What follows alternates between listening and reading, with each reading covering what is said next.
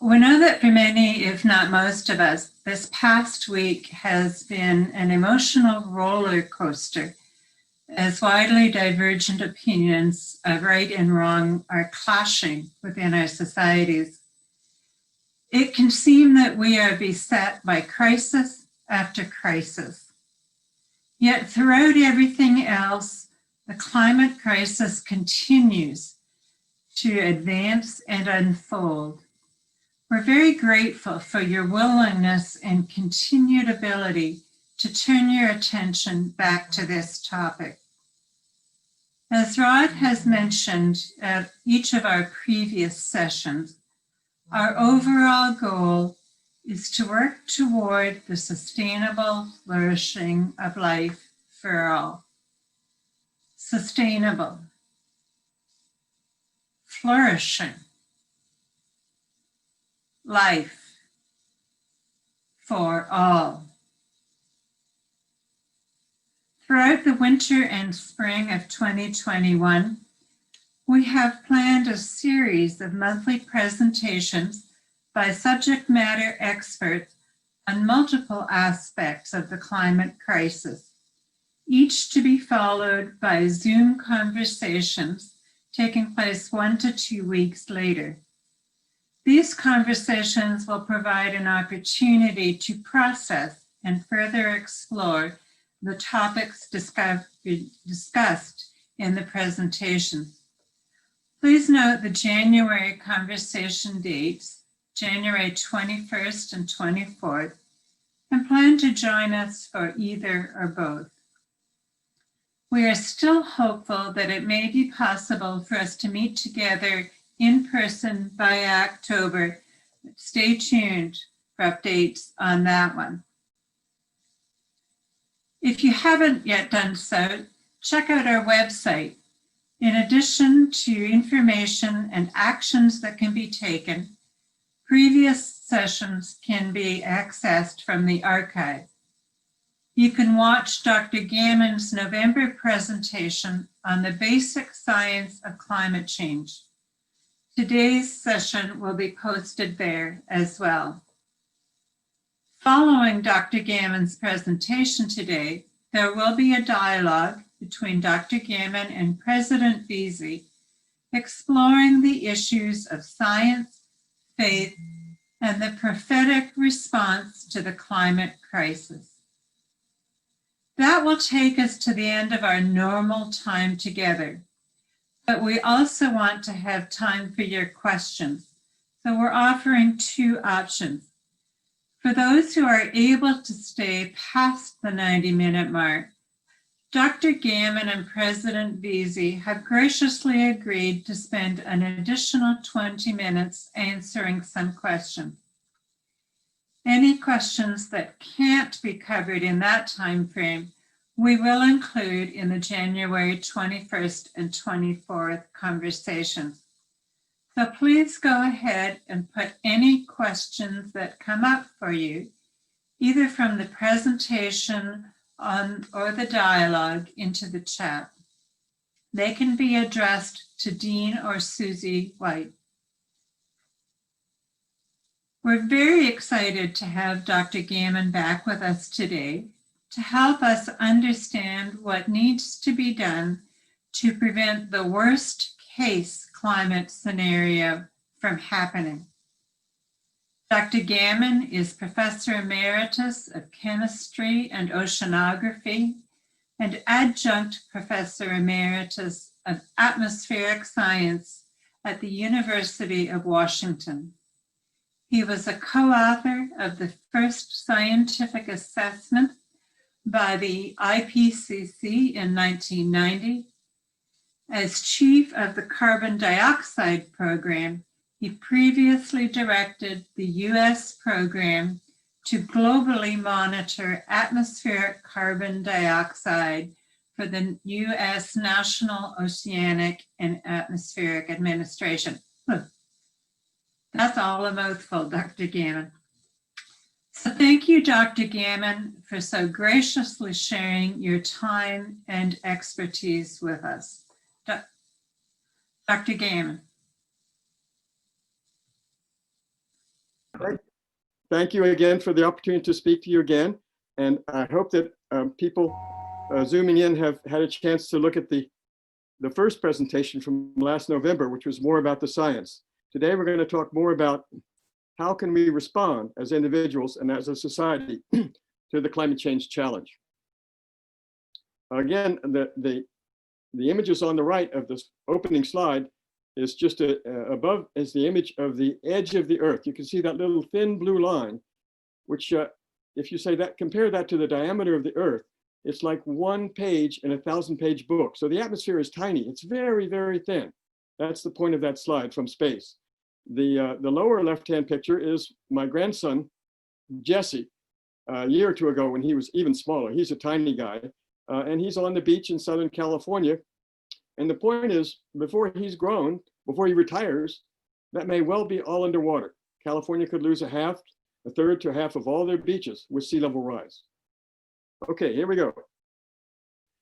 I start with this slide from Dr. Holdren, who was a science advisor in the Obama administration. He very nicely summarizes our choices in facing this problem. And the choices are 3: mitigation, adaptation, and suffering. Mitigation means avoiding the change to which we cannot adapt, such as a warming of more than 5 degrees centigrade.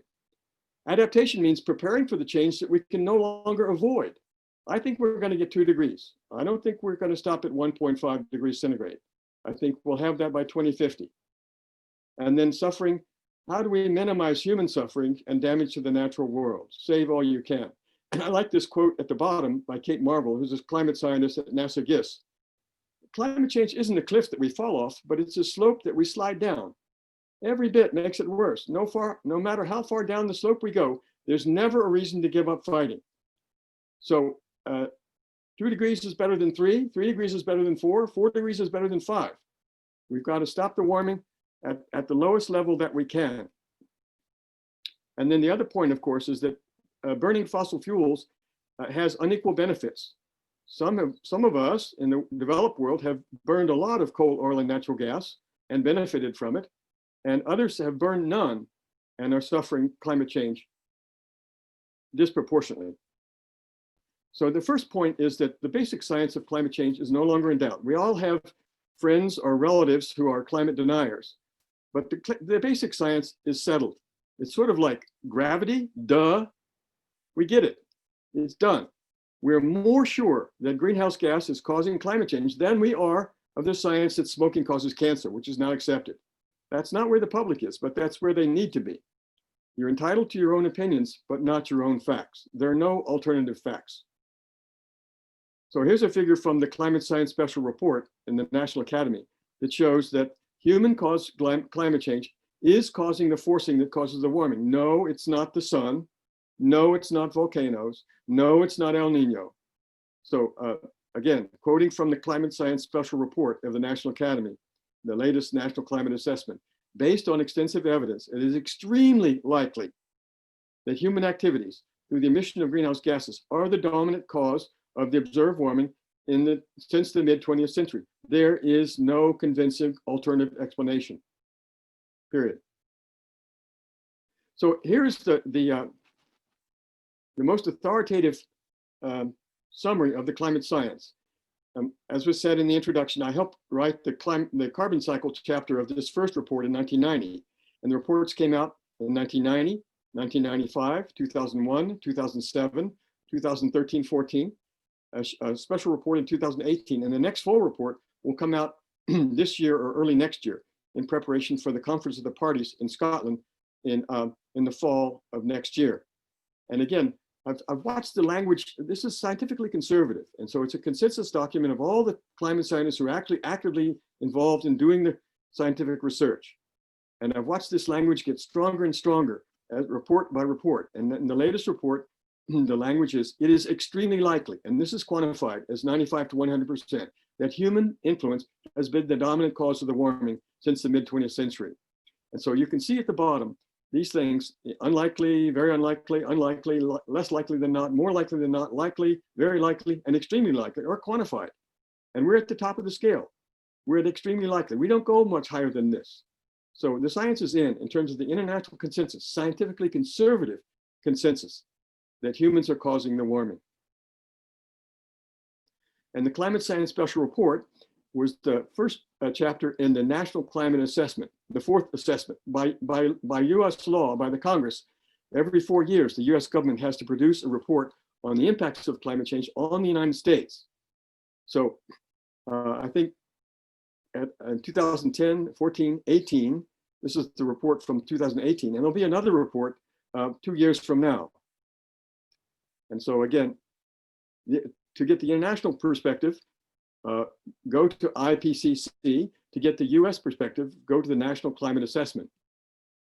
And then for the Pacific Northwest, where we are now, many of us, the Washington State Department of Ecology has issued reports on a regular basis about the impacts of warming in terms of temperature, weather, sea level, and reduced snowpack.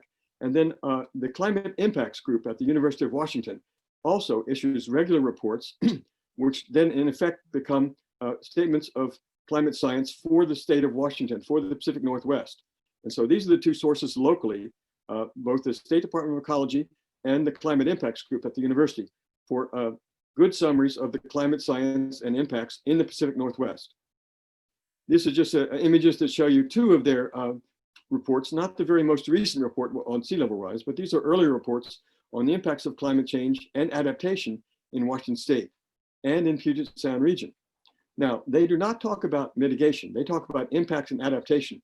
And especially in the discussion, we'll talk about what is mitigation and what is adaptation, and how can we influence both of these responses to climate change. I'm just going to show one slide to show you what a sea level rise might do in our region.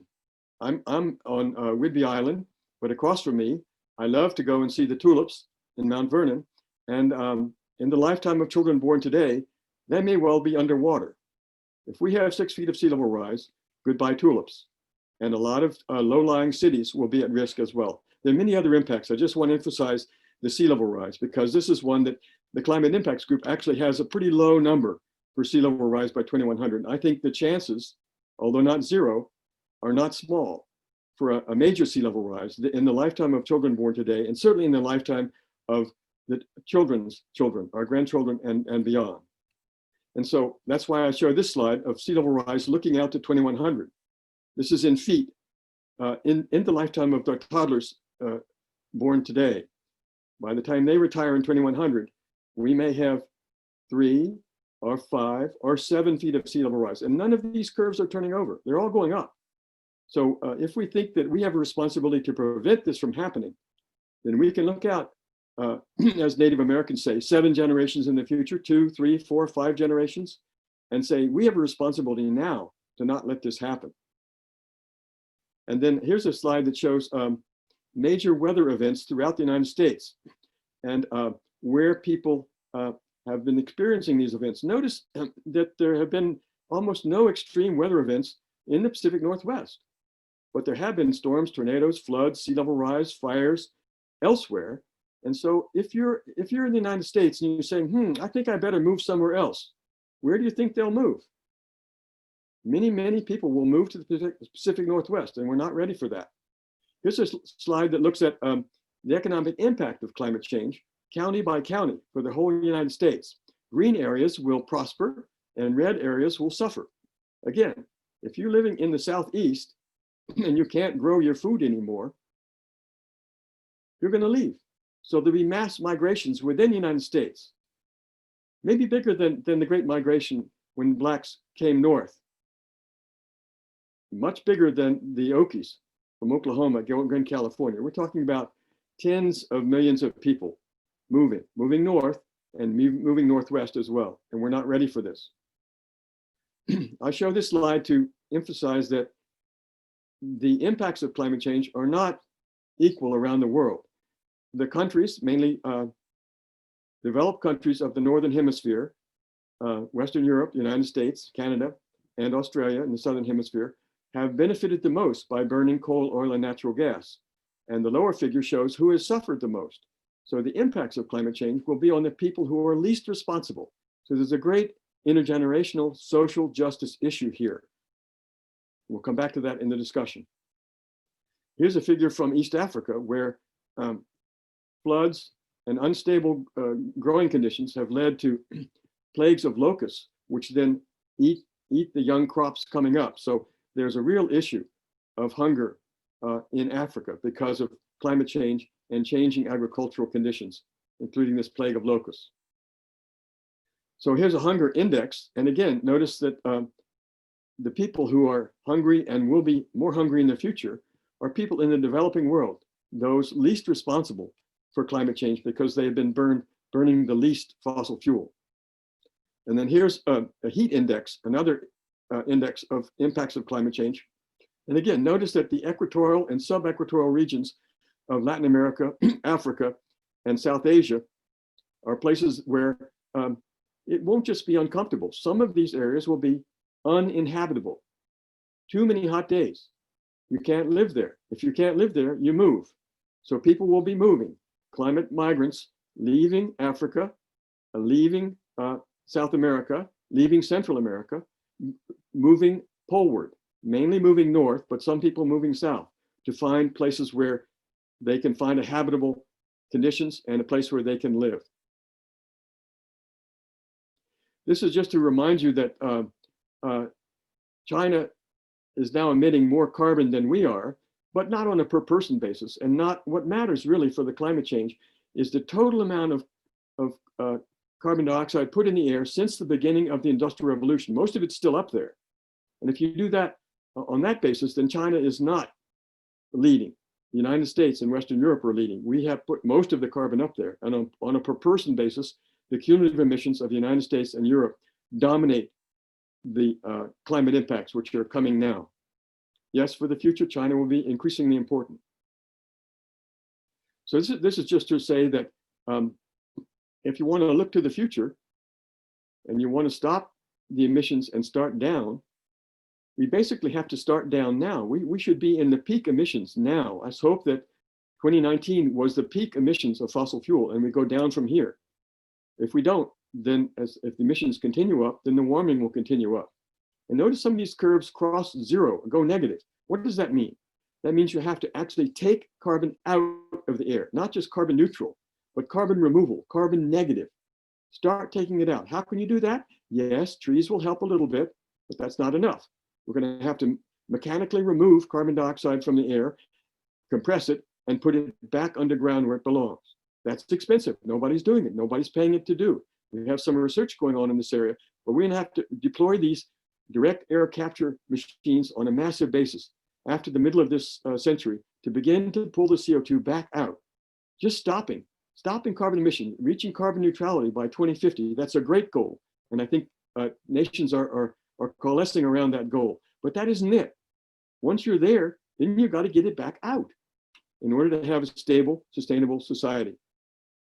So I'm going to show this figure that says, if you really want to reach a carbon neutral world by 2050, we have 10 years to cut our emissions in half, from 40 to 20 by 2030.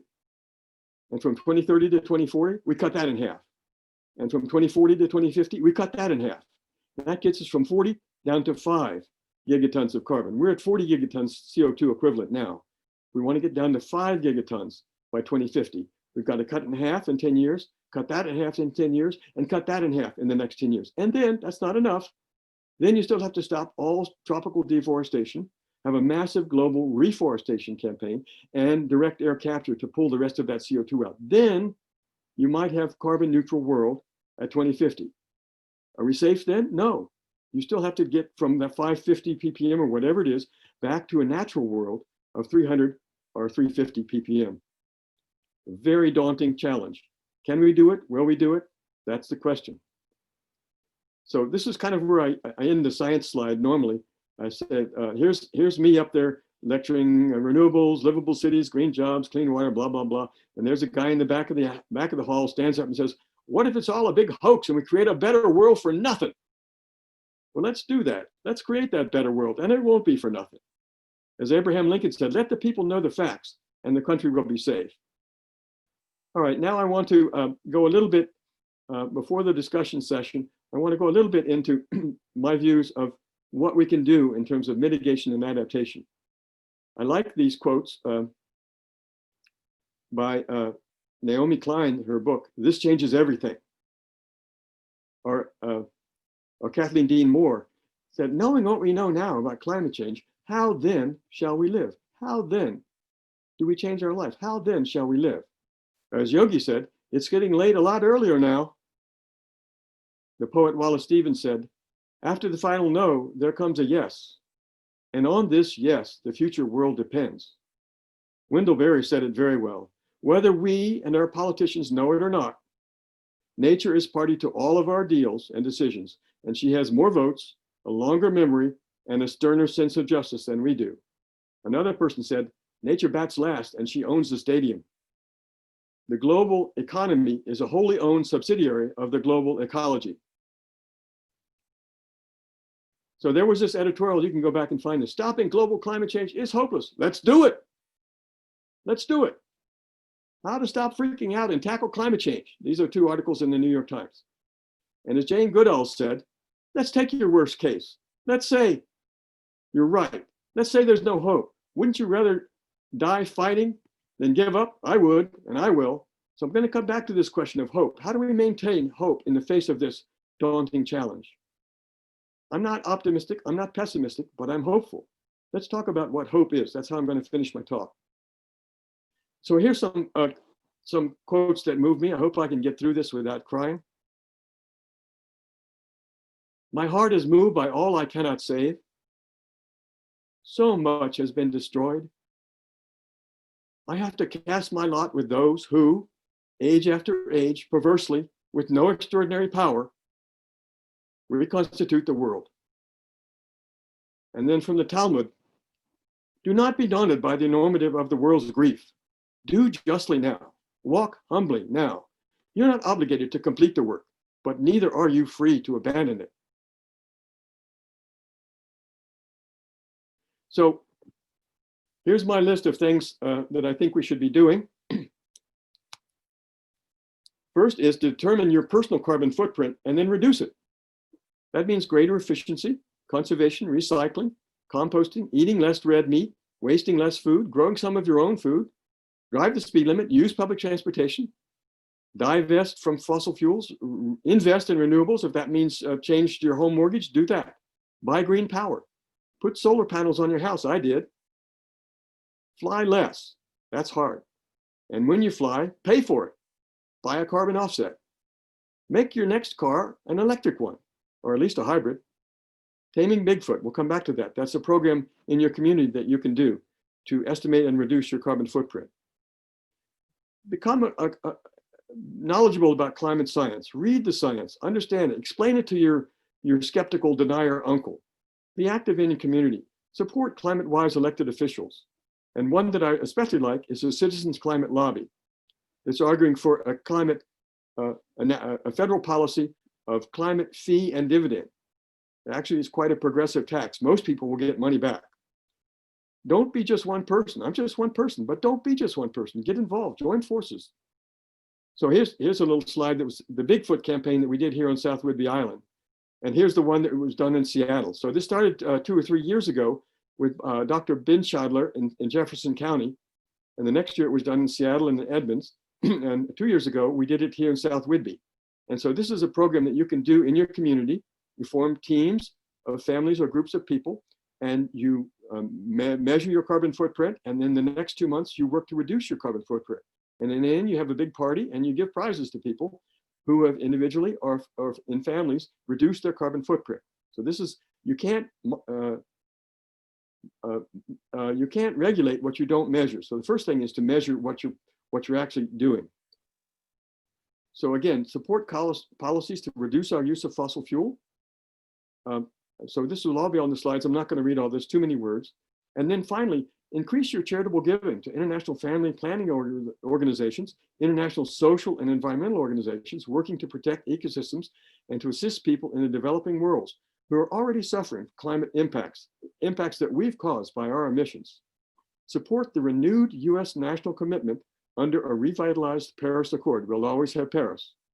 And let the US provide leadership climate leadership in the international community. I think I'm almost done. Oh, this young man who died at age 12 of HIV in South Africa, he became the face of AIDS for South Africa. He said, these are powerful words, "Do all you can with what you have, in the time you have, where you are." So how shall we answer our children, our grandchildren, and the generations not yet born? What will we tell them when they ask, what did you do once you knew all this? So I'm going to end with this two things. One is a poem and then a statement by Havel about the nature of hope. Here's the poem that Drew Derringer wrote. It's 3:23 in the morning and I'm awake because my great-great-grandchildren won't let me sleep. My great-great-grandchildren ask me in dreams, what did you do while the planet was plundered? What did you do when the earth was unraveling? Surely you did something when the seasons started failing. The mammals, the reptiles, the birds were all dying. Did you fill the streets with protests when democracy was stolen? What did you do once you knew? And this is a long quote, but I'm going to finish with this by Václav Havel. Hope is a state of mind, not of the world. Either we have hope or we don't. It's a dimension of the soul, and it's not essentially dependent on some particular observation of the world or estimate of the situation. Oops, sorry. Got to go back.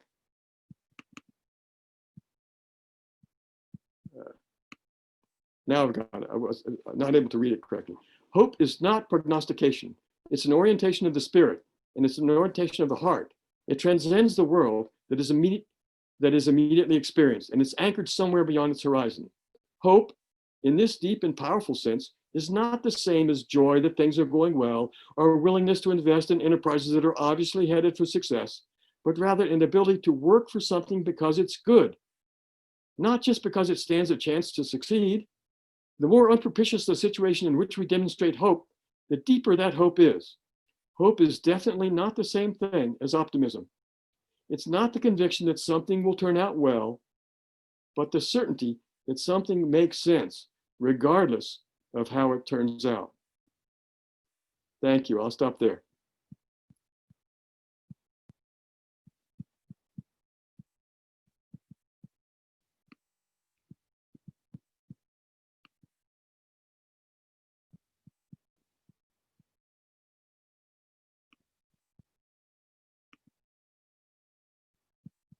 Okay.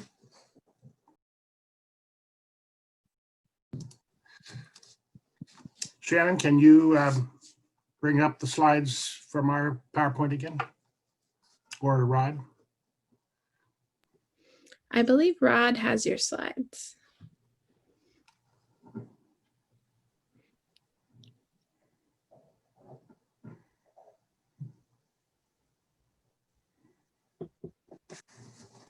Okay, next slide. Thank you.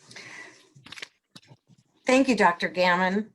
We're going to take another minute before the dialogue so that I can read you another poem. It's called The Bridge of Hope. During the preparation for our series of conversations last fall, I tried to come up with a poem or a reading that captured the theme of our fourth session. I came across beautiful poems, but nothing really reached my core. One Saturday, as usual, I went to the Bellingham Farmers Market to walk, to think, to have conversations, to hope, and to pray. As I was leaving the market, there was a person sitting at a small typewriter, one of those really old classic typewriters, and they were dressed like an old journalist. I watched for a while before I noticed the sign saying, "Would you like me to write a poem for you?" When she finished typing, she looked up at me and she said, "Would you like a poem?" I didn't hesitate and said yes. She asked me my name and we engaged in really good conversation. I told her I wanted a poem on building a bridge of hope for the future in these challenging times. She paused and she looked at me and she said, well, this will take a little more time. Can you come back? And this is what she wrote. What you see is what she typed during that period of time. When we come to the abyss, snakes, fire, midnight hole, nightmares, whatever down below, we know we must sing the old refrain of hope. It is only by singing out that we are heard. It is the raising of our voices that changes the singer. We must be brave enough to be changed. For in the speaking, we are changed. In the trying to name, we are discovered. It is the taking of the steps that calls. It is the taking of the steps that calls the earth to rise to meet it.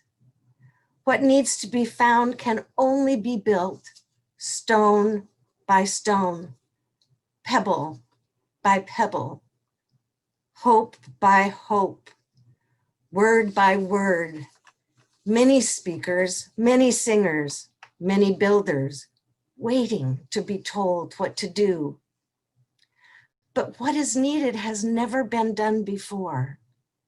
We all must be the blind leaders in the dark, mouths dry, singing prayers off key, our hands full of dust and pebbles, our grandmother's seed.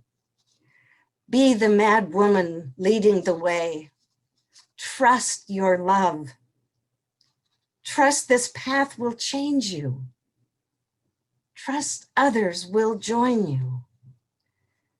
The only way off this crumbling cliff is to build this bridge. As you go every day to the edge of what you know of yourself, and then go beyond.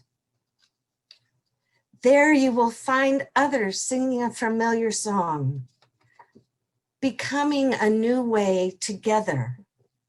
There will be no name for this new place until long after we are gone. But you feel it calling, praying you into being. Go fly, do it now. I will join you.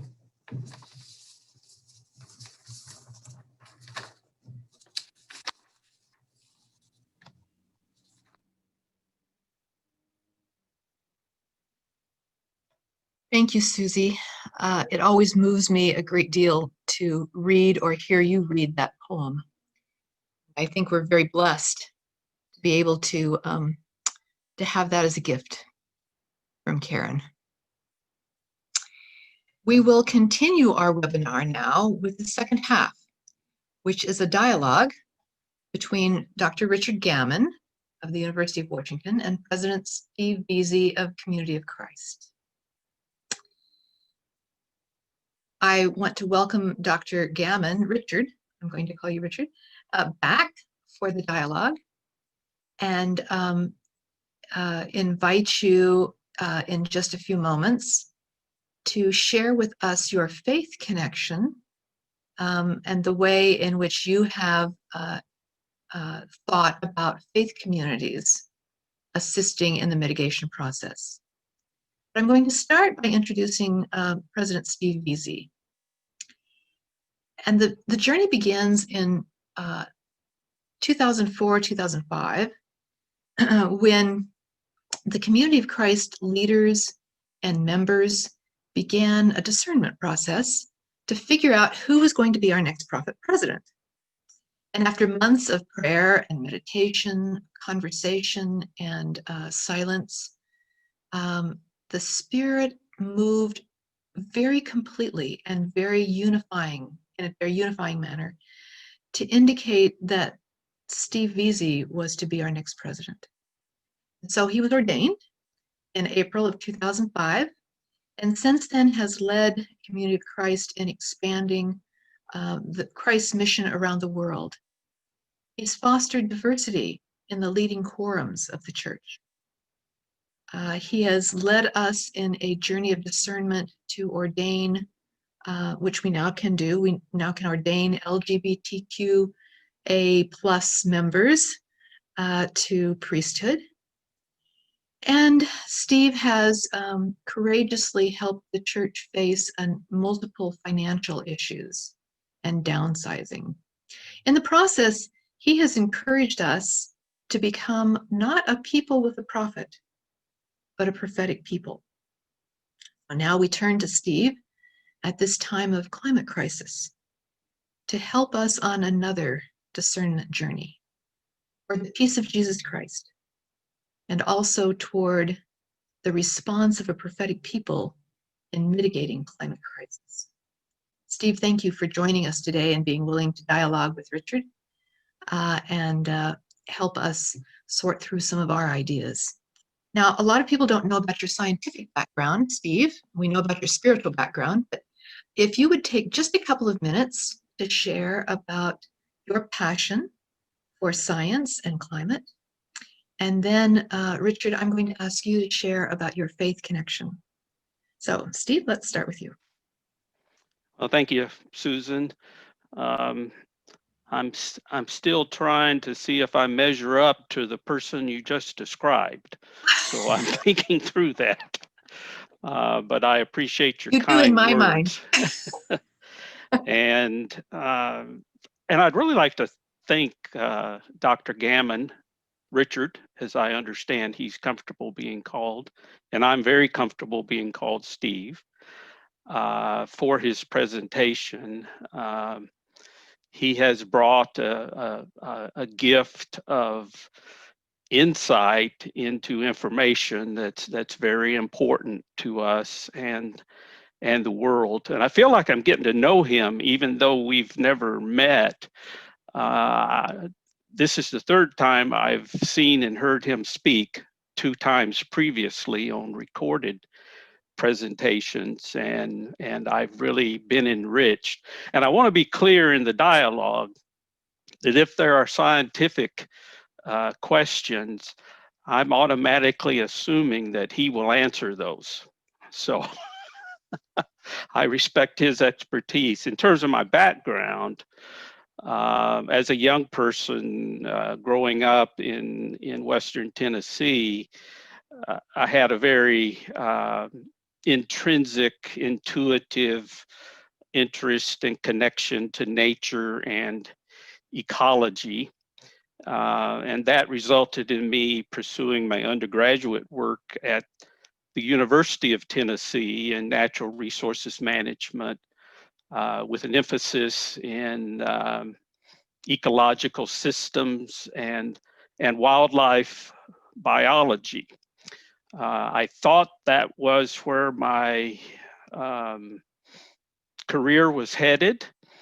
But when I graduated from college, the church invited me to volunteer some of my time working with youth and young adults. And I was assigned to Portland, Oregon, and the Pacific Northwest region. And I've always had an affinity for that part of the country and a desire to get back. So my journey has been one of lifelong interest in environmental issues and natural systems, living systems, ecology, and more recently, the impact of global warming on climate change. And then along with that, because of my responsibilities in the church, I've had theological training, and I'm greatly interested in the intersection between science, theology, and action. So I would say that's what I bring to the dialogue.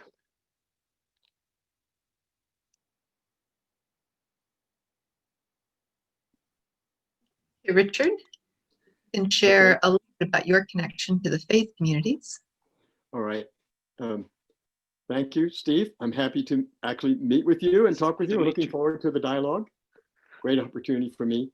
I have no theological or ministerial training. I was raised in a Christian family, Methodist and then Presbyterian. I actually was active in the youth program in my Presbyterian church for a while. And then in college, I sang in the chapel choir for 4 years. So I find that I'm very much moved by music. And in my spiritual involvement now, I would say both being in the natural world has always moved me spiritually, and music as well. And these two are strong. I'm active in the Unitarian Church here on Whidbey Island. I'm a new member of the Board of Trustees.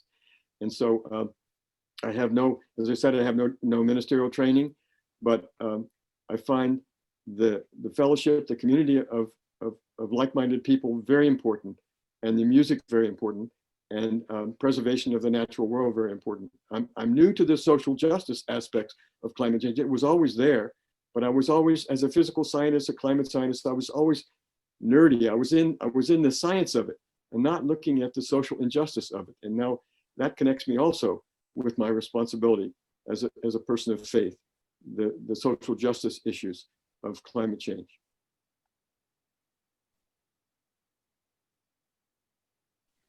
I'm going to start you off with the question, what is the role of faith communities in mitigating climate crisis? And then I'm going to let you two bounce off of each other. And Shannon, you can even take my picture off and let them dialogue between the two of them. If I'm needed, I'll pop back in. But I'm going to leave it to you two to go ahead and simply share with one another, ask questions and respond to one another, and let's see where the dialogue takes us. Thank you. Sure. Steve, why don't you begin? Hey, thank you. You beat me to it. I was going to say, why don't you begin? I was going to listen to you.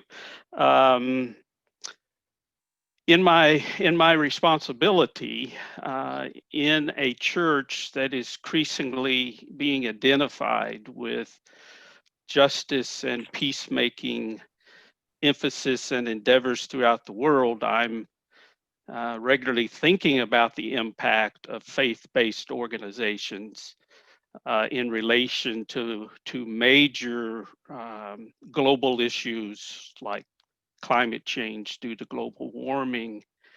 And I find myself moving between a couple of areas of exploration. One, I would start right where you concluded with emphasis that faith-based organizations have a capacity to be realistic, but also offer a message of hope and responsible action. And there's grounding for that in scripture, in our history, and to be able to help people connect the information to a spirituality of genuine hopefulness, not just wishful thinking, but genuine hopefulness that creates the willingness to take action in relation to climate change or other issues, I think is one role of faith-based organization. Another is, I believe it's essential that we develop networks and partnerships. And I think faith-based organizations are so critical in the process of doing that in communities that would be a role, is for us or for faith-based organizations to help create even larger networks of action related to climate change. The other area, and I don't know that we want to go very far into this, is theologically in Christianity, I believe we have some critiquing of ourselves to do. I think for many centuries, Christian theology, as it has been interpreted, has in some ways been part of the problem. And what I'm talking about is a very human-centric view of humankind.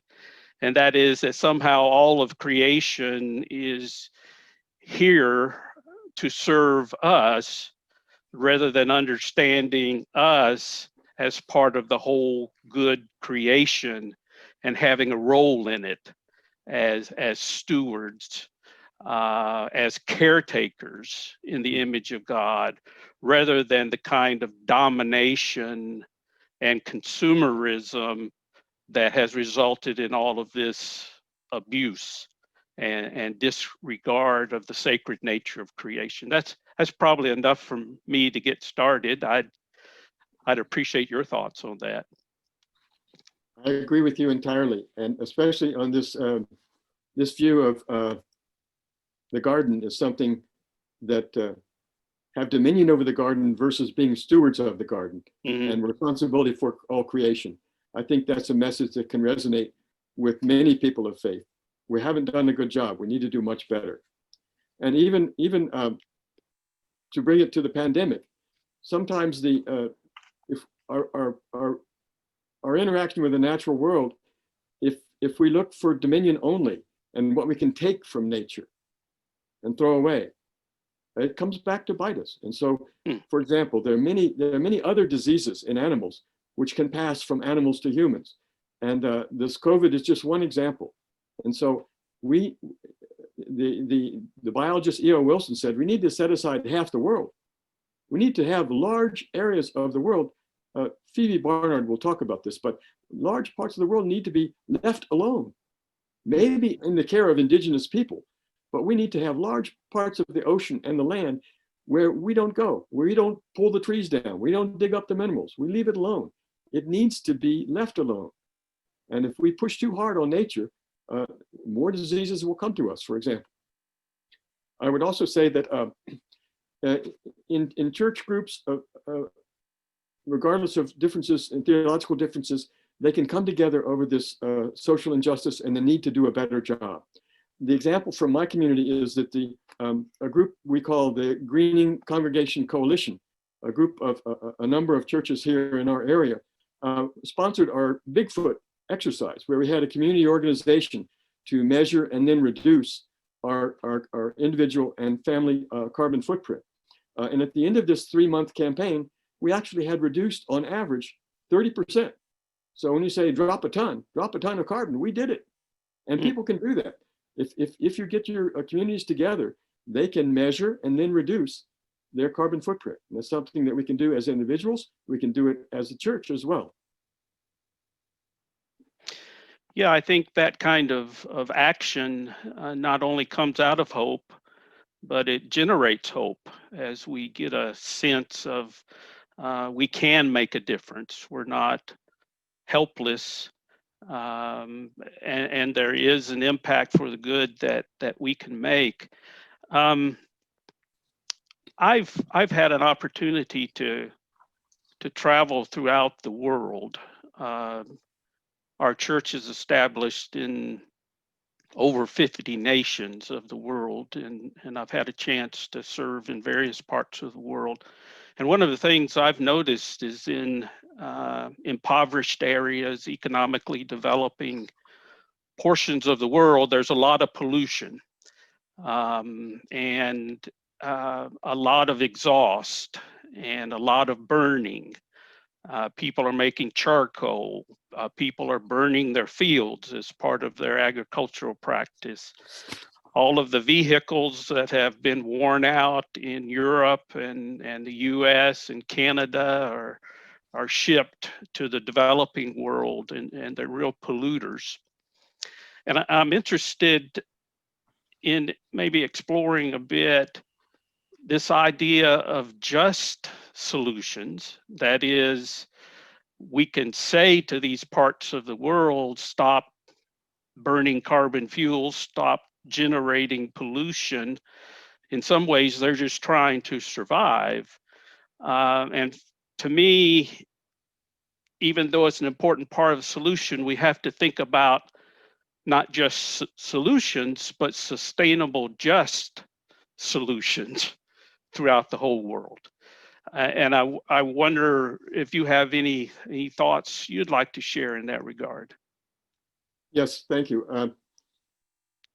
I think that air pollution kills millions of people around the world every year. And there are people in sub-Saharan Africa who are just around the campfire. And they're not burning gasoline. They're not burning coal. They just hunkered around the campfire. And they're suffering from the emissions of greenhouse gases that we're putting in the air. So they have a direct local air quality issue. That's right. And if we help them put up solar panels or have a way they can charge a light and kids can do their reading at night after the sun goes down. There are many, many ways in which we can help people in the developing world to have a better life and to have better air quality. And it may be that I think, for example, let's see how to say this. I think we need to compensate people for the damage that we're causing. Now, that's why I recommended in my remarks that there are many developing agencies that work with people in the developing world, whether it's UNICEF or other groups that provide assistance to people in the developing world. We need to step up and be more generous in our donations for such groups, because people in the developing world, we don't see them, but you see them because you go there, but people are certainly suffering. Mm-hmm. Very much so. And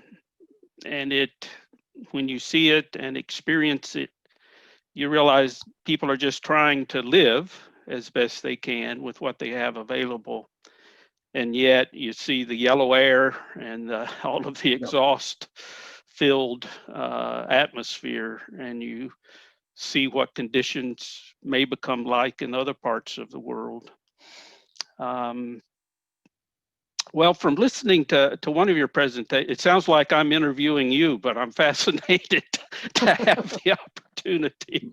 I listened to a presentation you did to the Bellingham, was it City Club or something like that?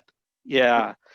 And you shared about an experience where you were invited to go speak to what was described as a ultra conservative group, and you couldn't even get through your talk in terms of the reactions that came.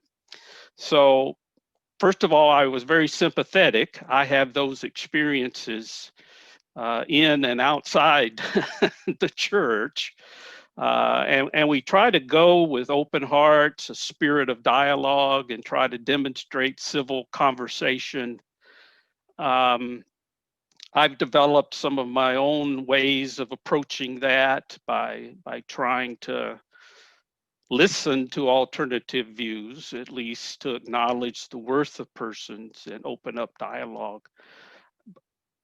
What have you found that's effective in terms of even having a discussion with people who are deniers of all of this? Oh, thank you.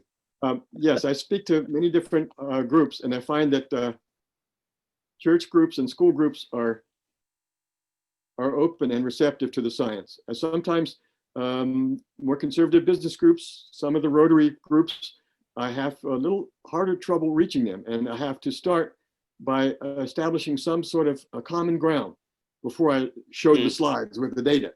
Not everybody's moved by the data. So sometimes I say, well, this is an intergenerational problem. This is a problem for our children and our grandchildren. And once when I started to try to reach people on the intergenerational issue with children and grandchildren, a man in the front row got up and said, I don't have any kids, what do I care? Oh, wow. And that just floored me. I didn't know what to say to him. He was a strange fellow. I knew about him a little bit. This is actually in a Unitarian church.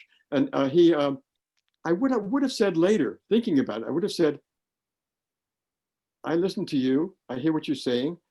I know that when you were young, you were cared for, you were loved. And even though you don't have children, pass it on. You owe it. Mhm. Well, that's a powerful approach. As I've studied ways to engage in those kinds of discussions, I think most of us are aware of the human tendency to make a quick decision about our position on something based on the degree of anxiety or fear we may initially feel.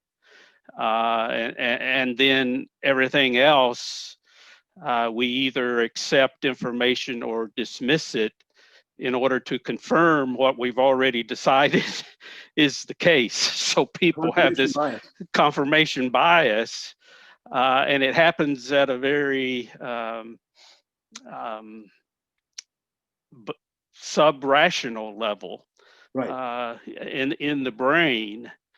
And I've been reading some research on connection between psychology and religion and how people think and why there are conservatives and more progressive or liberal folks.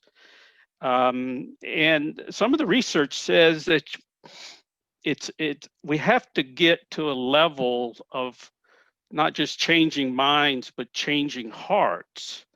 And that occurs when people can feel some compassion and empathy and deeper feeling. And then sometimes they are open to changing perspective, or at least changing it to some degree.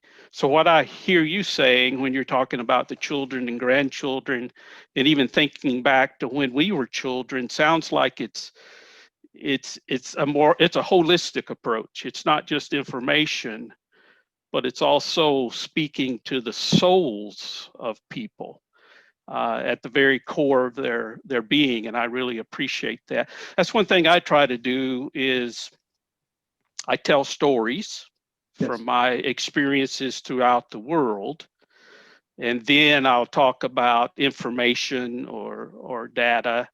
And I in the church try to create environments of spiritual formation where people can discover their better selves or better angels, as Abraham Lincoln said. So my personal perspective is our approach needs to be holistic in how we engage people, because we know some people are thinkers, some people are feelers, some people are really action oriented, and somehow we have to connect with all of these people to have a mass movement forward. Very well said. Yes. We have to reach people in different ways. We have to be sensitive and good listeners, deep listening to where they are before we launch into how we want to change them. So that's a very good message. Yeah. While you're talking about the possibility of dialoguing with folks that feel differently than you, I'm just curious about how you would address someone who says, we don't have to do anything. The earth has already proved that the earth can heal itself. Nature will take over. We don't have to be involved.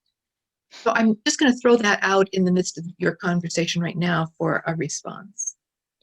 I would say that Phoebe's listening, but she can come in on this about biological extinctions and the great extinctions in the past. Yes, life on Earth has survived 4 or 5 mass extinctions where more than half the living forms on the planet have gone extinct.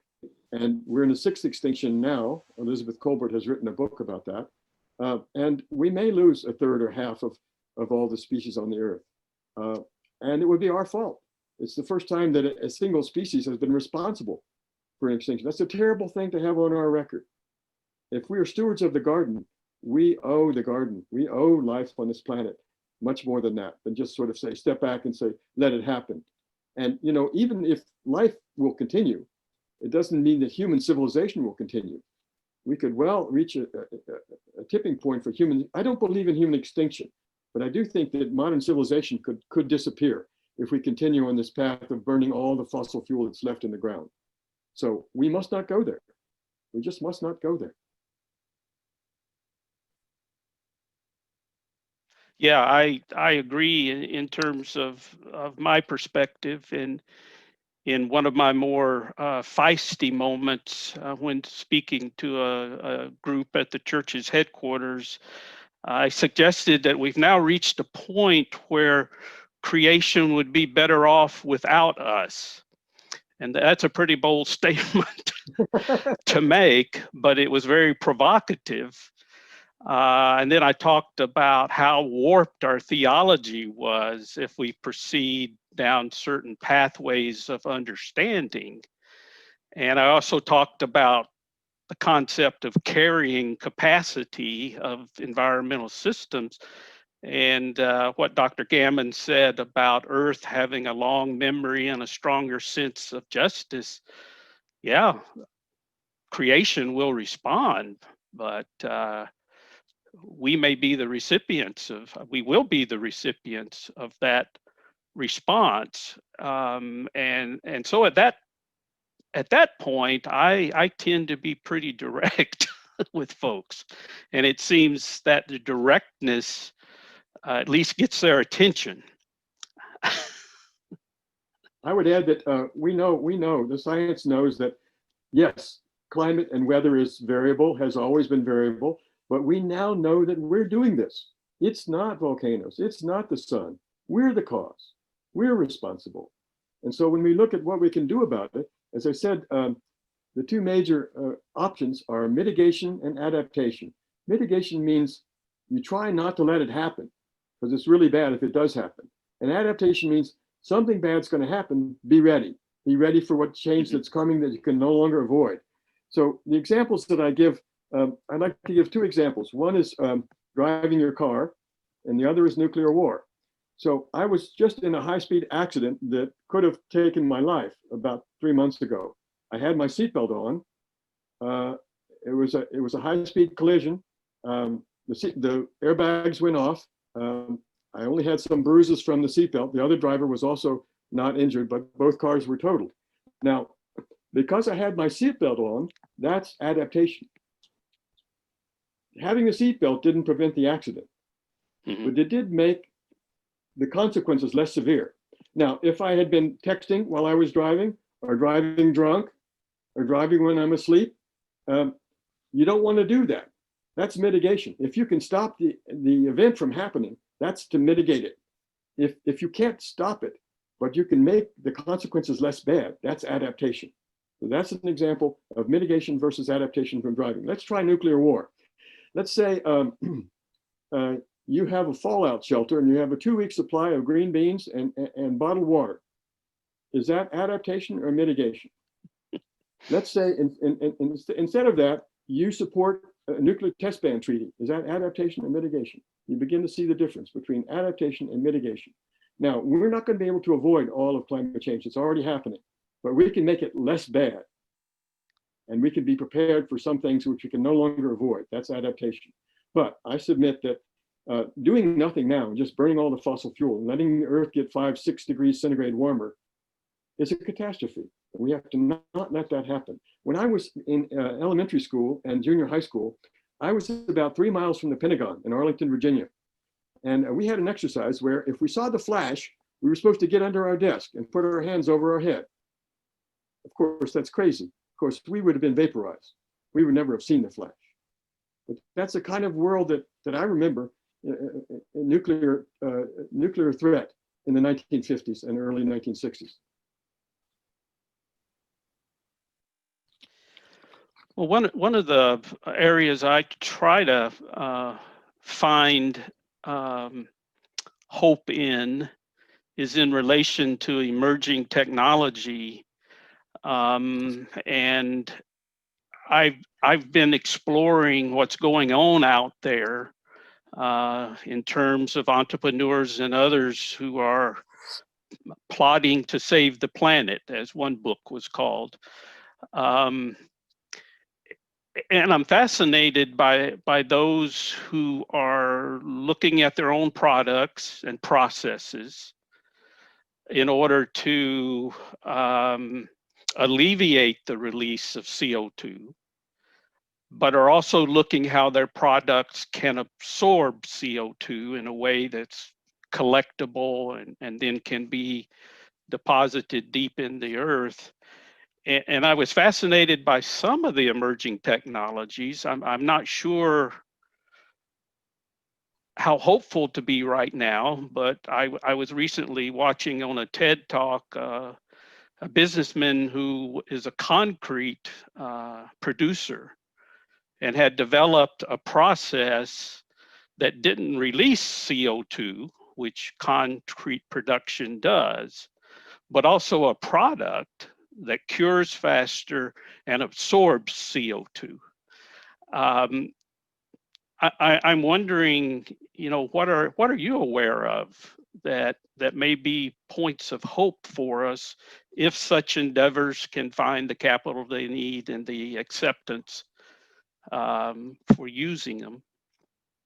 I'm very optimistic that that we will rapidly reduce our use of fossil fuel and will replace it with renewable energy. Right now, in most places in the world, wind and solar is competitive with new coal-fired power plants or even natural gas power plants. So coal is going out.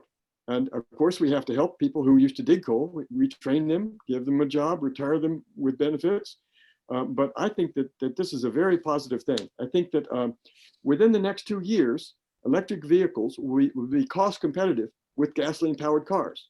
And by 2035, many countries have already said, and Massachusetts and California have said, you may not buy a new gasoline-powered car after 2035 in our state. So that's the end of gasoline cars, of new ones, within 15 years. It's not far in the future. Even 2050 is not very far away. 2050 is only, 30 years ahead, and 30 years back it was in 1990. And Jim Hansen spoke before Congress in 1988 and said he was sure we were in the greenhouse century. So I'm very optimistic that we can replace fossil fuels as an energy source. I think that, yes, plant 1 trillion trees. Yes, sure, let's do it. Let's plant 1 trillion trees. I think this is important. Reforestation, it's important for the natural world. It's about a 10% effect on our CO2. So you're not going to do it planting trees. You're not going to do it with soil in carbon back in soil. Do that. Regenerative agriculture is good. We need that. But don't think that that's the main thing. The main thing is stop burning fossil fuels and replace our energy source with renewables, and then electrify everything. Electrify your house, electrify your car, right? And people sort of say, well, Richard, what do you do? Are you walking the talk? So I said, yes, I have solar panels on my house. I generate my own power. I sell it back to the grid in the summer, and I use a little bit of theirs in the winter. All my house is electric. All my heating and cooling, my stove, my dishwasher, everything is electric in my house. I don't burn any fossil fuel. I don't burn any propane. I don't burn any coal or natural gas. My car is electric. I plug it in every night, and I charge my car with the power that I collect on the roof of my house. So I'm trying to walk the talk. And I think that's one area where faith-based organizations can challenge people, call people to line up their actions with our public theology regarding these issues. One aspect of our church effort that I would mention is that at our international headquarters, which is a complex of several buildings with large meeting spaces, to this point, we've been able to shift about half of our utility use to solar power.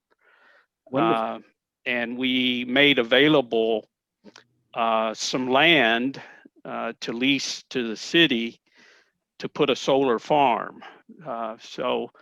But after watching Dr. Gannon's several presentations in a meeting the other day, when we were talking about our next World Conference, and we had some of our financial officers present, I said, there's another important topic we need to talk about. And they said, what's that? And I said, we're going to need to purchase carbon offsets to mitigate all of the travel of people flying in from all over the world and driving in order to be aligned with what we're saying our public theology is.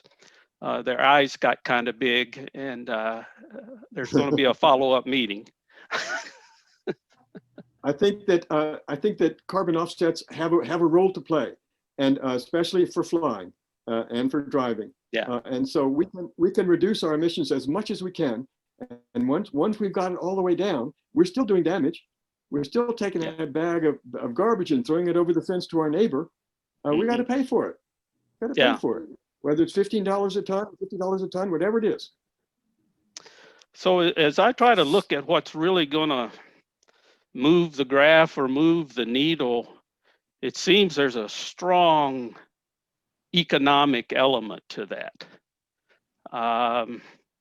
And I'm trying to figure out what all those elements are to really make the impact. I understand from your presentations and my previous reading that it's not just reducing emissions. We're now at the point we have to take CO2 and other greenhouse gases, but it's really CO2, take it out of the air.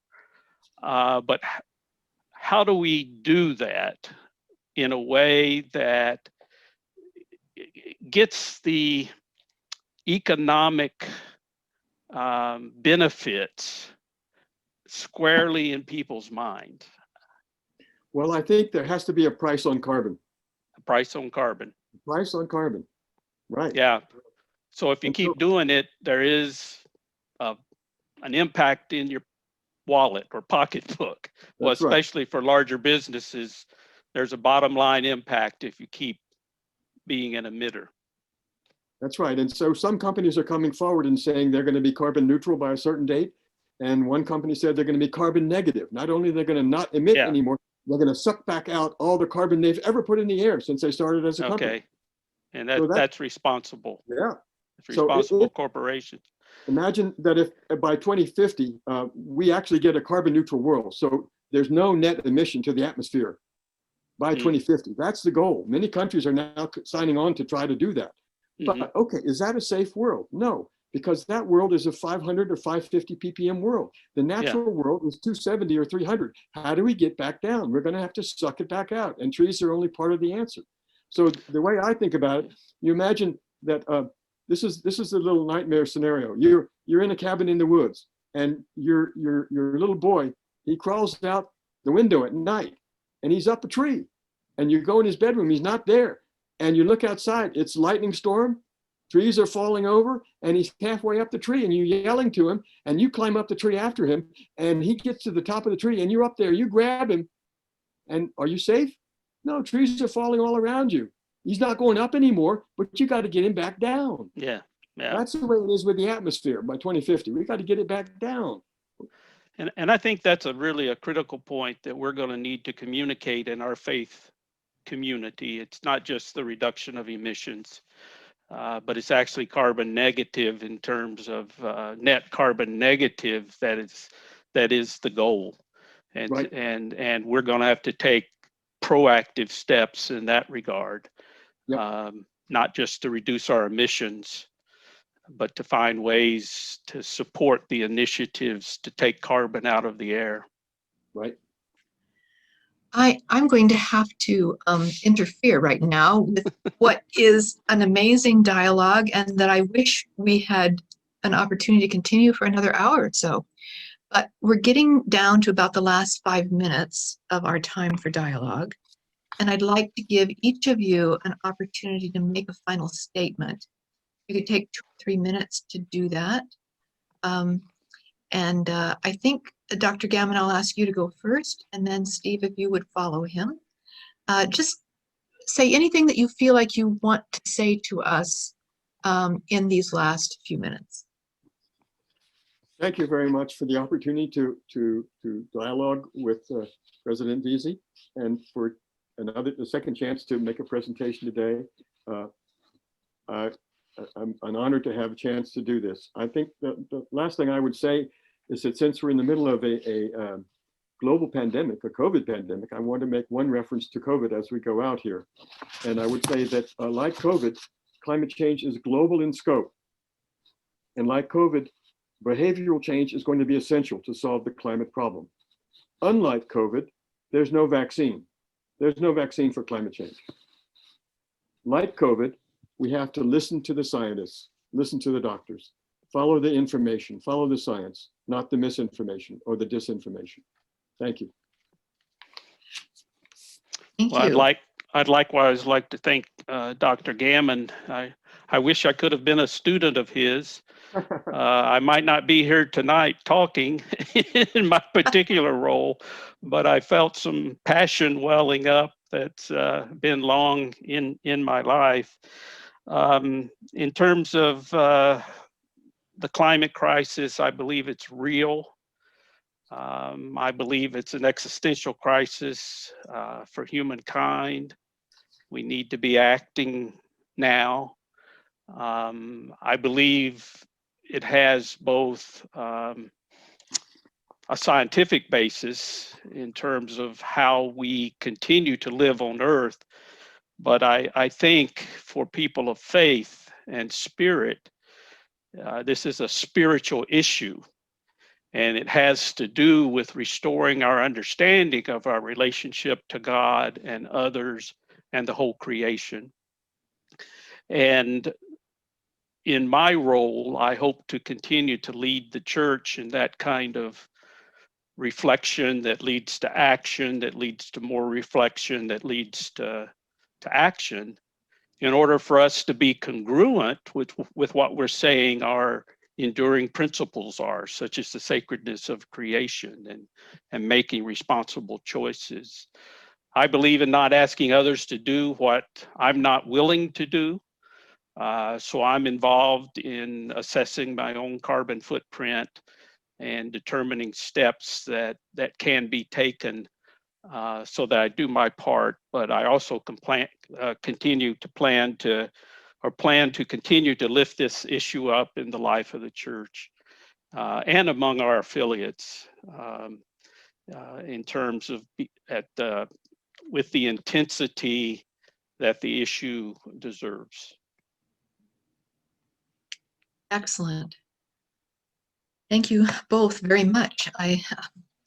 My saying thank you is not enough. That I hope you know in my words that all of us who are listening to you are grateful for the opportunity to hear your comments and watch the dialogue and the interaction between you, and know that this is a collaborative process of faith and science. And we are part of that. Cannot separate those.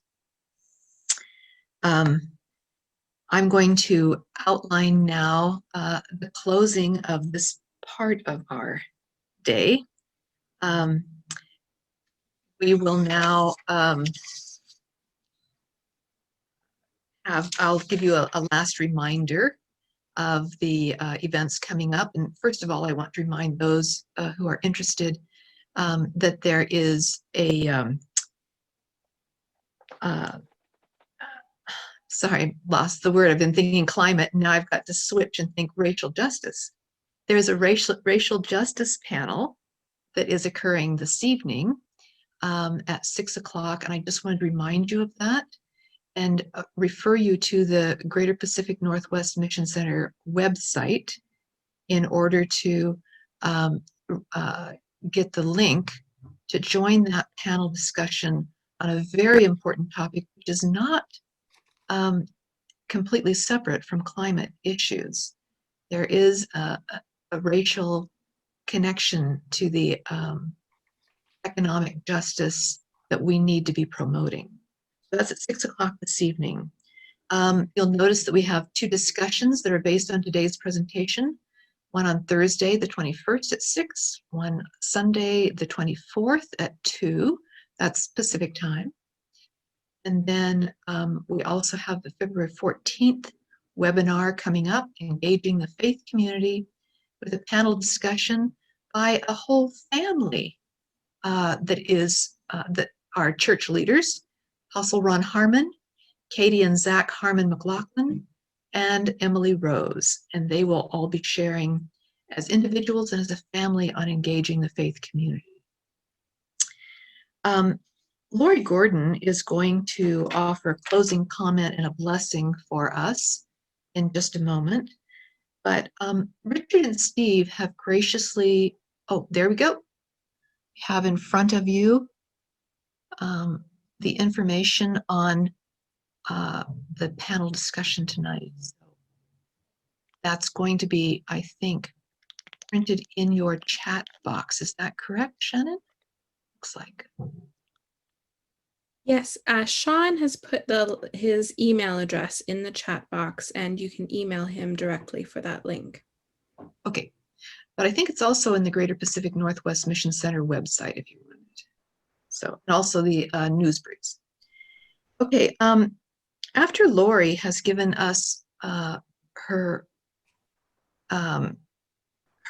comment and blessing, Richard and Steve have agreed to stay for about 20 minutes afterwards with a Q&A. There have already been some questions that I've seen flash across the chat box, and you can continue to write your questions there. Dean and Susie White will be the moderators for that question and answer, and they will select and probably compile similar questions into questions that can be posed to Richard and Steve. If you would like to address your question to one of them, please go ahead and make sure that that's clear. Those who have to leave, please go ahead and feel free to go. We know that everybody has schedules. And I'm going to ask you not to write your goodbyes in the chat box. Let's save that for the question time. Thank you all for attending, and those who can, we'll have just a few minutes after Lori finishes the blessing, her prayer blessing. We'll have just a few minutes for you to take a break, run to the bathroom if you need to, or get a drink of water or something, and then come back and we will have the question and answer time for about 20 minutes with Stephen. Thank you very much. Thank you all for being here. Lori? Well, let me offer my thanks and awe to both of our guests and to all of those of you who've joined us today. I bring to the close the main part of this by returning to the beginning and that recognition that what we're talking about is the flourishing of life for all. Robin Wall Kimmerer is a botanist and Native American wise person who in her book, Braiding Sweetgrass, says all flourishing is mutual. All flourishing must be mutual. And so as I think about this blessing that I want to bring, I want to remind us of meta practice, of the circles of blessing, we call it in Community of Christ. It's actually a Buddhist practice. We're not going to have time to practice the whole thing, but I would invite you to a posture of prayer. A posture of prayer that begins in the center, the still center, where God comes out of God's self, as Master Eckhart said, and you come out of yourself, and in the stillness you meet and flow together. And from that meeting with God, there ripples out from the heart center circles widening. Circles of prayer that desire love and kindness, that desire true happiness through joy and the joy of everyone, that desire health and wholeness for self and for each other and for our planet, that desire peace within and without. And as these circles of blessing expand, we draw wider and wider to those who have loved us, to those whom we love, to people we don't even know, and yes, even to people who are difficult and do not necessarily agree with us. We draw the circle wide. We draw it wide enough to embrace stone and river and ocean and mountain, to embrace every creature on the face of this planet, to embrace each plant, each animal, each child, woman, and man, to embrace and encompass the entire earth. And as you hold that feeling of circles of blessing, I offer this. Holy God, you are the creating fire that is within each one, and yet contained by none of us. You are the still point of the circle from which life flows outward in these widening circles of blessing. And I pray today only this: continue the work you are already doing. Enlarge the boundaries of my heart. Enlarge the boundaries of our hearts. It is too much to bear alone, this pain, the suffering that is upon us, this disruption of peoples and creatures, this collapse of ecosystems, this danger to the beauty of our home. It is so hard to embrace the overwhelming threat to all of life, a threat that is upon us. But bear it, we must. But in the bearing of this burden, we are not alone, because you are the one enlarging the boundaries of our hearts, drawing the circles wider. Together we stand side by side, drawing wider and wider still, a circle without borders. So free us from the harsh stares that make of the other merely an object to dominate and exploit for our own selfish purposes. Free us to gaze softly and see with the eyes of love the other as precious and beloved, to treat all as members of our closest family. And free us to act with compassion tempered by true humility, a compassion and humility that recognizes the kinship of all beings bound together in the web of life. This is the kingdom of God. Enlarge the boundaries of our heart to perceive the fragile networks of interconnection, to enlarge the boundaries of our heart that we might become willing to sacrifice our own comfort and privilege for the good of all. Enlarge the boundaries of our hearts to hope fiercely and act courageously. And when we are tempted to despair, let us remember we are not alone. And may we choose always to draw the circle wider still as we dream a dream that is larger than one we have ever dreamed before. Let the Christ be in us. Let the dream and vision of Christ be actualized through us. Open these doors in our hearts. Draw the circle wide, draw it wider still. Let this be our song. No one stands alone, standing side by side. Draw the circle wide. Amen. Amen.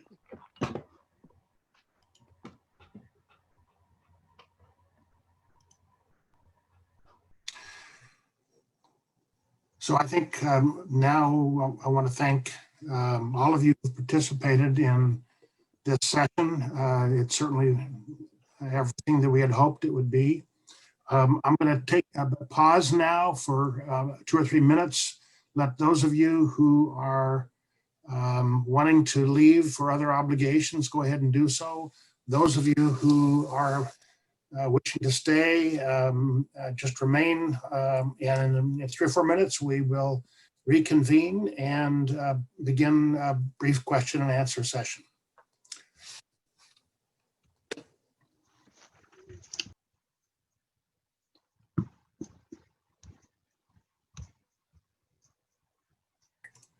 Okay, I'm going to reopen the conversation. This is Dean White. Susie and I are here in Bellingham, and we've been looking at the questions that have been coming in. First of all, there's, I guess Rod has responded to the question about questions. You can post any additional questions that you might have as this Q&A goes on into the chat box.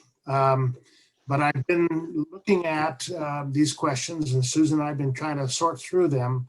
I've noticed that there are 2 questions related to sort of the general theme of unanticipated consequences. First, let me check. Steve, are you here, ready to go? Richard, are you here? I'm here. Richard just came back. Great. Steve is there. He's on mute, but I assume he'll unmute when he's ready to answer a question, if that's where he's so moved. The two questions I have noticed relative to unanticipated consequences. One has to do with the notion of electric cars. And there's been some literature, I think, that has indicated that the mining of the rare metals necessary to produce the batteries in electric cars has had its own negative consequences in those parts of the world where that mining occurs. And so let's start with that one. I guess I'll direct it first to you, Richard, from the standpoint of the scientific question. Are you aware of the issues that have been raised in that regard?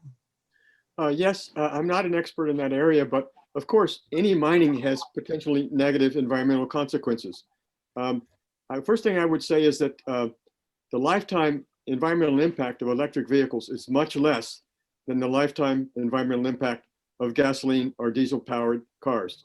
And that when the cost of electric vehicles comes down to what a new gasoline-powered car will be, and that's within the next year or two, then we will see. I mean, already Elon Musk is the richest man in the world. He passed Jeff Bezos. And so electric cars are booming, and battery technology is booming. So yes, lithium mining is a problem. Cobalt and some of the other metals is a problem. I'm worried about seafloor mining of some of these metals. There's now some effort to begin to collect these metals from the seafloor rather than terrestrial sources. Batteries can be recycled. So I think this is a sizable problem, but yes, potentially there's negative consequences for mining the metals that are needed for electric car batteries. And so I guess, Steve, to sort of extend the question, so as a result, sort of related to your earlier observations in our discussion, your dialogue, where you made note of those parts of the world who suffer from, I guess I would say, the trickle-down effects of our technology. What do you think our responsibilities are as a faith community to raise issues when those side effects of shifting our energy sources from fossil fuels to other sources? What is our faith community obligation to point those kinds of issues out? Well, I think our faith community obligation is large because of our overall emphasis on justice making and peace and the worth of all persons. So first of all, we have to recognize that obligation. And that's something as a church we will continue to try to do through the sharing of information and stories. And then we need to work with the folks who are part of our faith movement in those places of the world to think about issues and how they might engage in behaviors differently. Now, speaking from personal experience, that's very difficult. Like I've been in Haiti, meeting with some church people in the slum areas. There's smoke everywhere from traffic and fires. And their perspective on life is, we were late coming to this meeting because we're trying to find something to eat today. And so it's more of a day-to-day, week-to-week survival. And that tells me, those of us who have the blessing of living in developed nations are going to have to be, we're going to have to help them. We're going to have to be involved in community and economic development in order to address the climate change issues as well as make sure people are not treated unjustly as they often are. So I think the second unanticipated consequence that someone noted was really more to do with the impacts of technology on community. And the example that they gave was in relation to the notion of bringing solar panels and light to communities who have been tribal communities or communities that have been living in conditions where their light is their campfire, for example. Mm-hmm. How do we deal with the notion that when we bring power and electricity, we bring television, we bring incentives to consume, we bring changes to the culture that they now experience that is communal, and we're chilling around the campfire to isolating effects of what technology brings with it. And so what are our responsibilities in that area? I'll start, Steve, then Richard. Well, that's another huge complex issue. And again, I think the first step is opening our eyes and our minds and becoming aware of it, that one of our greatest imports is our consumer consuming attitudes, marketing, and it's having a tremendous impact on traditional cultures. It began in the cities, as you might expect, in the urban areas, but it has jumped to the villages. So now, through wireless technology, the villages are skipping landlines and cables. It's all going to wireless, and Western cultural values have been very effectively exported to these areas. As a faith community, we're in the midst of that, trying to teach our enduring principles and responsible scriptural interpretation to at least give people a frame of reference from a faith or theological perspective. And then we also try to respect the decisions that they make. In terms of technology, there's a lot of technology emerging with solar stoves, ways of pumping water out of the ground that aren't reliant on energy usage, solar powered communications. So I've seen some of that just beginning to happen in some of the developing nations. But it's the campfire as the center of the community is a difficult one to answer, but I don't think it's the biggest issue. What I see in developing nations is large-scale production of charcoal that's then sold in bags for people to use for cooking. So that was one of the pollution sources that I saw a lot. And then secondly, the agricultural practices of burning off huge fields. I was flying in a small plane over Zambia once, and you could just see these huge columns of smoke everywhere, over as far as you could see on the horizon. How do we help with that? Good information, education, and good theology in the faith community. And then we try to transform people's way of understanding how they're to live in the world so life can flourish. Richard, any thoughts you want to add in terms of that cultural impact? Has summarized it so well from his direct experience in the developing world. I would only add that sometimes when I give talks, people say, well, it's population, right? Those people in the developing world are having too many kids. Well, just in terms of your carbon footprint, one American teenager equals 20 Ethiopian children. 20 to 1. if we actually have, the other point is that this allowing energy, so local solar energy instead of stringing wires to come into remote communities means access to education as well. Yes. Students can read at night. Girls can stay in school, and education of girls and family planning is probably one of the most important things we can do to help families in the developing world. Phoebe, I saw you come in. Do you want to, this will be a good chance to introduce you more to this Yes, speak, Phoebe. community of people. Did you have thoughts you wanted to add?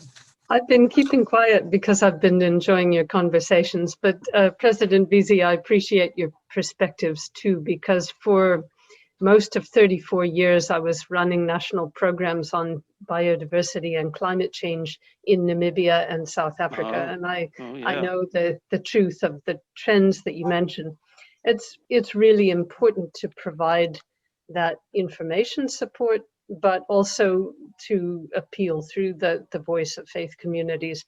But I also think that in the Western world, we can learn a lot about climate adaptation from people in Southern Africa, Eastern Africa, where a lot of the problems have resulted from, in some ways, an inappropriate development model being put on them. You know, stop migrating with your flocks, settle down, put up fences, dig boreholes. It's been the colonial model of development that really isn't always appropriate, especially in arid regions.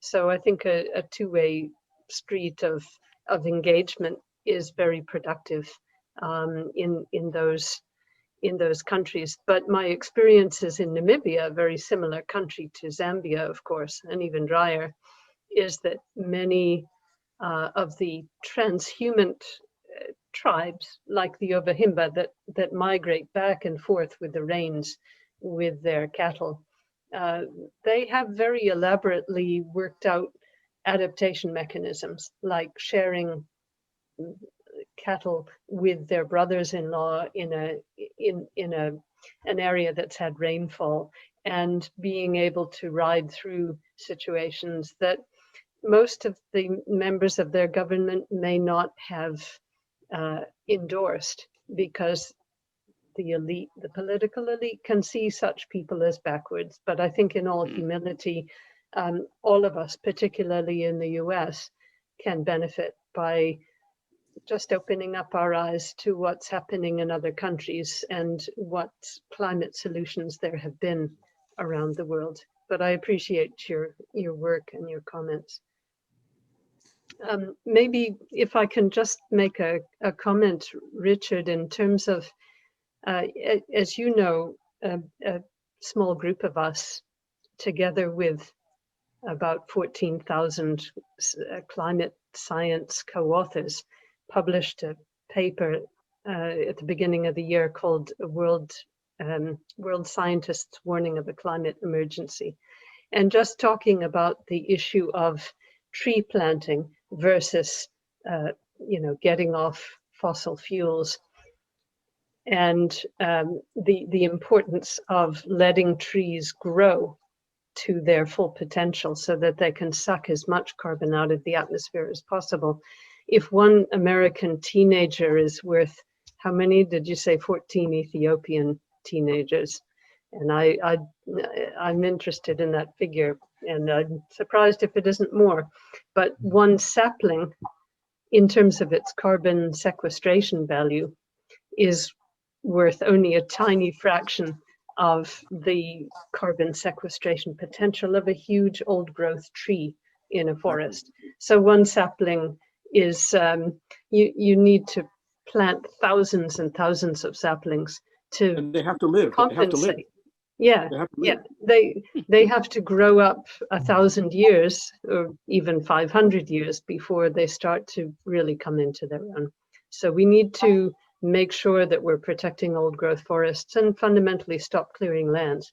But I'll leave most of that discussion to my talk later on this year. But it's a great commercial, if I can put that term on it, for the March session.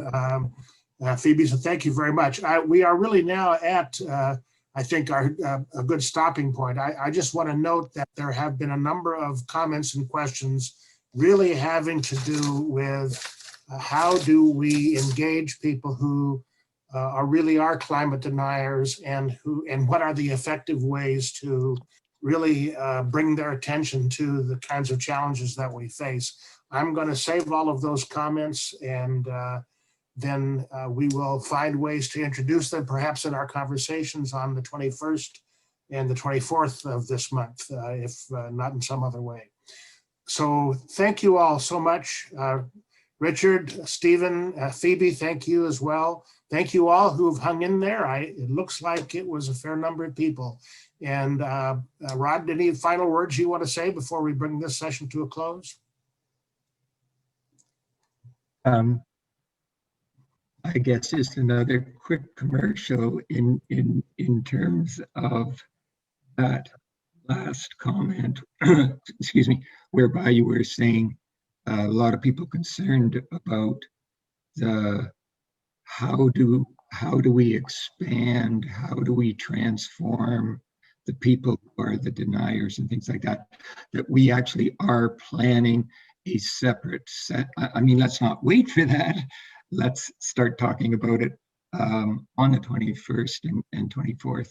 But we will be bringing in someone who is an expert specifically on that topic. And that is exactly for the reasons that everyone is recognizing in those comment sections. So you can be on the lookout for that down. That's about four or 5 months down the line. Otherwise, no, wonderful session. Thank you to President Veazey. Thank you to Dr. Gammon. And thank you to everyone else who helped this session. Wonderful, wonderful information, and more than that, the heart sharing that has taken place. This to me is part of the transformational process that we all need, that for sure I need. So thank you all, and have a good evening. Good night. Good night. Good night.